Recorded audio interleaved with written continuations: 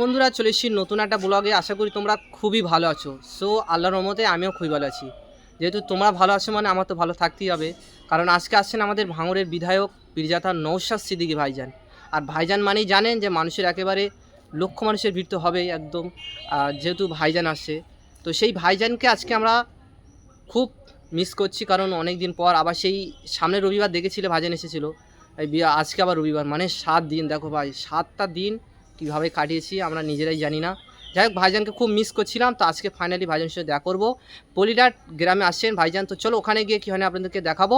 আর যে যেখান থেকে দেখছেন ভিডিওকে বেশি করে শেয়ার করার চেষ্টা করবেন। তো চলো যাওয়া যাক। A few moments later. এই যে দেখতে পাচ্ছ ভাইজানের ব্যানার একেবারে ছিঁড়ে দিয়েছে। দেখো সুন্দর একেবারে ফুলের মতো দেখতে মানুষটা কীভাবে ছিঁড়ে দিয়েছে। মানুষ কি বলবো, খুবই খারাপ লাগে। ভাইজানকে এইভাবে মানে অপমান করাটা ঠিক না। সব ভাইরা পতাকা তুলছে।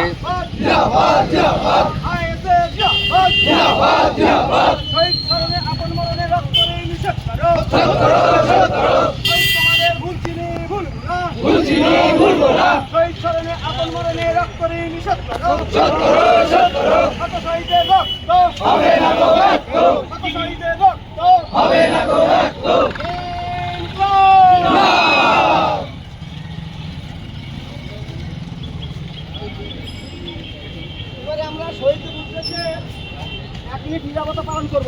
পালন করে আমরা আমাদের সম্মেলন কক্ষে চলে যাব।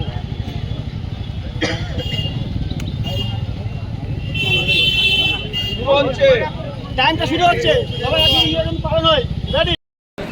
আর দেখুন এই কাগজটার মধ্যে এইটা প্রত্যেকের আছে, এর মধ্যে একটা ছোট্ট পর্চি আছে, দেখুন পাবেন। ওই পর্চিটা কি?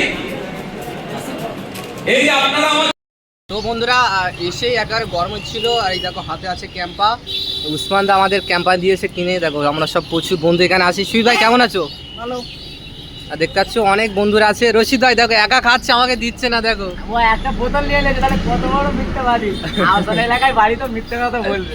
উসমান দা কেমন আছো? ভালো। আর দেখতে পাচ্ছ ঠান্ডা আছে, এটা ট্রেনে খুব প্রচুর গরম হচ্ছে এখানে। ভাইজানের জন্য আসা। আর যে যেখানে দেখছো ভিডিওটাকে বেশি বেশি করে শেয়ার করো।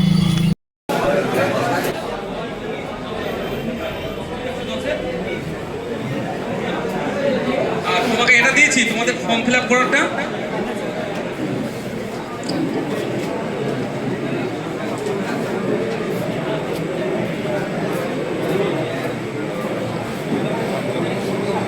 আপনাদের হাতে দেখুন একটা কাগজ দিয়েছি,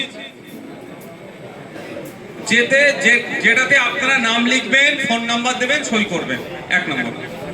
আরো 2টো কাগজ আপনাদের হাতে দিয়েছি। একটা কি আছে,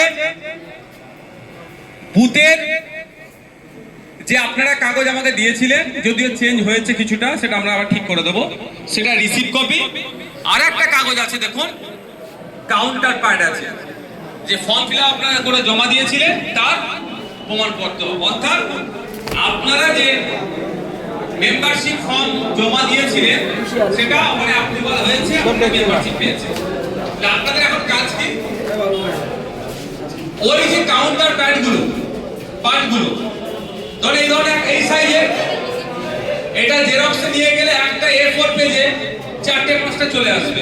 জেরক্স করে আপনাদের কাছে রেখে দেওয়া, আর প্রত্যেকটা যার নাম আছে তার কাছে পৌঁছে দেওয়া। তাহলে কি প্রমাণ হলো? আমাদেরও রাজ্যেও উড়িষ্যাও দেখলাম মহিলাদের নির্যাতন হচ্ছে। অ্যাকচুয়ালি দেখতে পাচ্ছি যা নির্যাতন যা হচ্ছে, যে অপ্রীতিকর ঘটনা ঘটছে রাজ্য সহ সারা দেশে, তার জাস্টিস পাওয়া যাচ্ছে না। সেই জন্যই কি এই অপ্রীতিকর ঘটনা একেবারে ঘটেছে?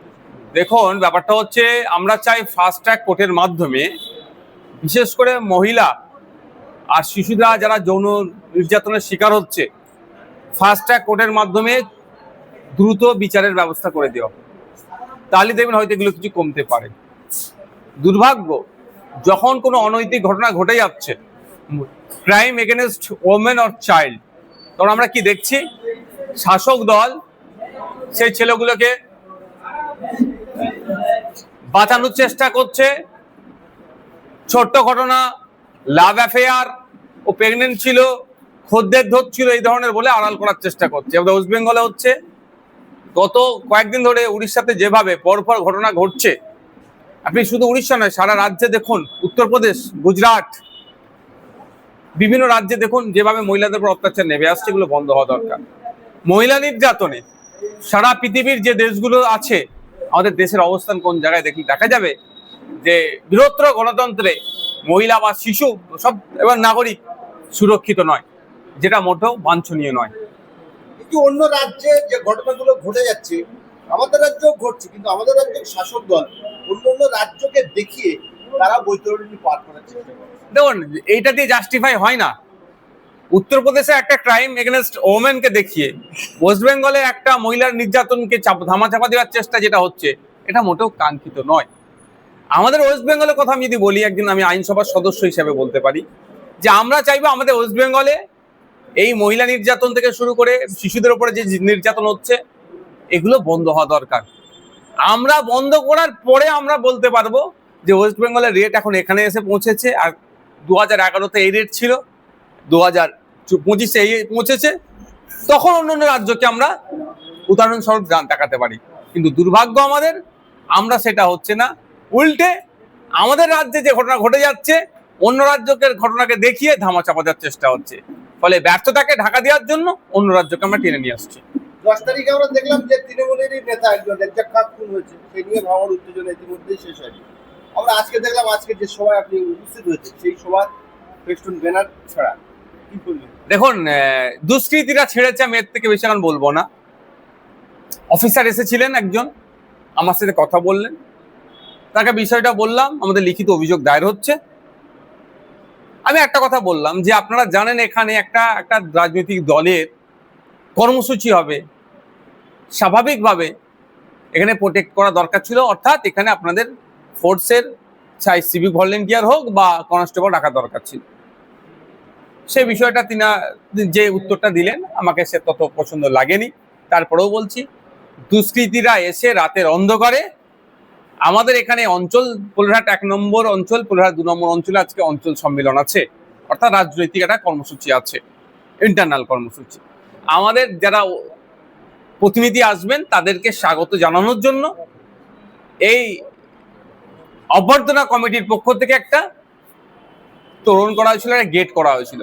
রাতের অন্ধকারে কিছু দুষ্কৃতী এসে সেটাকে ছিঁড়ে দেয়। এবার কে বা কারা, তাদের পলিটিক্যাল অ্যাফিলিয়েশন কি, আমি এক্ষুনি বলতে পারবো না, বা আমি হাত গুনাকে বিশ্বাস করি না, বা আমি হাত গুনতে পারি না। এটা প্রশাসনের কাজ হচ্ছে। যে বা যারা এই ব্যানারকে গেটকে ছিঁড়ে অস্থিরতার পরিবেশ তৈরি করতে চেয়েছিল, হিংসার পরিবেশ তৈরি করতে চেয়েছে, আমরা তাদের ফলে তো পা দেবো না। তাদের বিরুদ্ধে কঠোর ব্যবস্থা প্রশাসনকে নিতে হবে। এখানে এই প্রশাসন দেখুক, বা রাজ্য সরকার দেখুক, বা প্রধান দল শাসক দল দেখুক যে পশ্চিমবাংলায় গণতন্ত্রটা কিভাবে, শাসক দলের যিনি চিফে আছেন দেখুক যে পশ্চিমবাংলার গণতন্ত্রকে কিভাবে গলা টিপার চেষ্টা হচ্ছে। গণতন্ত্রের বিরোধীরা যত শক্তিশালী থাকবে, ডেমোক্রেসি ততটাই সুরক্ষিত থাকবে। কিন্তু দুর্ভাগ্য আমাদের, কি রাজ্য সরকার কি কেন্দ্র সরকার দেখুন সবসময় অপোজিশনের গলা টুটিকে টিপে ধরার চেষ্টা করছে, অর্থাৎ ডেমোক্রেসিকে দুর্বল করার চেষ্টা করছে। আমরা এটা হতে দেব না। আমাদের সর্বোচ্চ দিয়ে ডেমোক্রেসিকে শক্তিশালী আমরা করব। উত্তরপ্রদেশে একজন সেনাকে বিডিআরসির দ্বারা আক্রমণ করা হলো, আধা সামরিক বাহিনীর তিনি একজন জওয়ান ছিলেন, যতটুকু খবর দেখতে পেয়েছি। তারপরে ওই এনে যখন যাচ্ছিল তারা আক্রমণ চালিয়েছে। শুধু এটা নয়, সরকারি সম্পত্তি, বেসরকারি সম্পত্তি, ভিন্ন বিশেষ ধর্মের মানুষকে দেখে আক্রমণ করছে। এটা ধর্মের নামে উন্মাদনা ছড়ানো হচ্ছে। ধর্ম এটা কোনোদিন করতে পারমিট দেয় না। প্রত্যেকটা ধর্মের শেষ কথা দেখবেন, সে শান্তির কথা বলছেন, সৌহার্দ্যের কথা বলছেন, ধৈর্যের কথা বলছেন। কিন্তু আমরা কি দেখছি, একটা বিশেষ ধর্মকে সামনে রেখে, বিশেষ পোশাককে সামনে রেখে যে বিশৃঙ্খলা ছড়াচ্ছে, সেটা তার ধর্ম যেমন পারমিট করে না, সংবিধানও পারমিট করে না। এখন দেখার বিষয় তাদের বিরুদ্ধে কি আইনত ব্যবস্থা নেয়।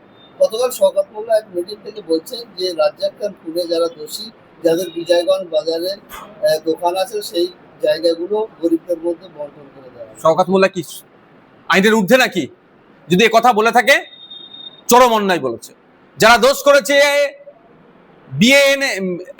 ভারতের বর্ষের যে আইন বিচার ব্যবস্থা, কোর্ট আদালতের মাধ্যমে যদি আমি ফাঁসির দাবি চাইবো, সর্বোচ্চ শাস্তির আমি দাবি চাইবো, সেটা হোক।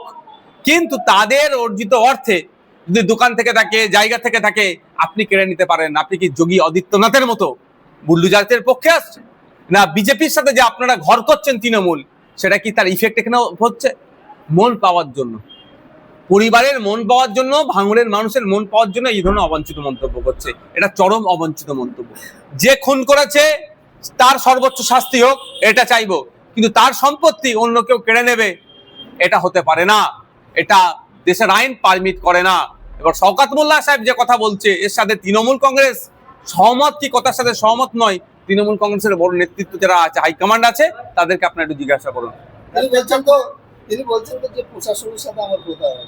প্রশাসনের সাথে কথা হলে এরকম আইন, আমি ভাই বিএনএসএস আমি যতটুকু পড়েছি, এই ধরনের কোনো জায়গায় বলা নাই কেউ খুন করলে তার জায়গা কেড়ে নিতে হবে। তাহলে নতুন করে পশ্চিমবাংলার মধ্যে ক্যানিংকে আলাদা দেশ যদি উনি ঘোষণা করে দেন, যে আলাদা দেশ ক্যানিং, এই আর ভাঙড়টা ওনার জন্য এখন যদি